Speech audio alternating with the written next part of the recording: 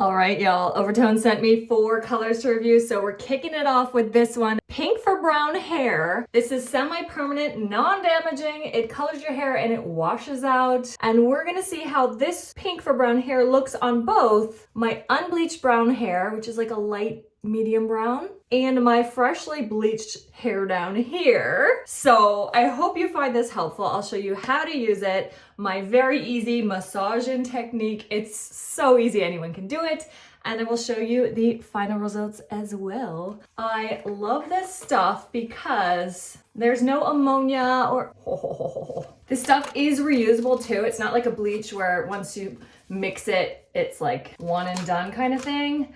I always save these and come back and do them like ombres with other colors. This stuff is so creamy and amazing. It's thick, so it's easy to use. It's not slopping all over the bathroom. And it smells so good. It's like a mint. Oh, it's so good. Look at this. Oh, I usually go for the bangs first, so they like get up and out of the way. This is clean, dry hair we're working with. I just kind of try to massage it in there. Once I get it really saturated, I go through it with a wide tooth comb to really help try to avoid any patches where you missed something. There's really no maximum to how long you can let it sit since it's non-damaging. I usually keep it for like an hour. For reference, this is how much I had left. If you have my length hair or shorter, 1 tub is enough. If you have long hair, get 2 tubs, you don't want to run out. And like I said, I'm just gonna seal this back up and keep it. Now I'm gonna wipe any like skin stuff off.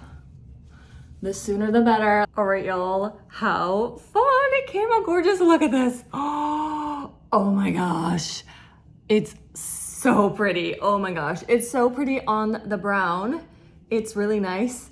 And then on the blonde, it's just like so vibrant and gorgeous. Let me give you the back. Woo! Yes. And then when I do like a half up kind of thing, oh yes.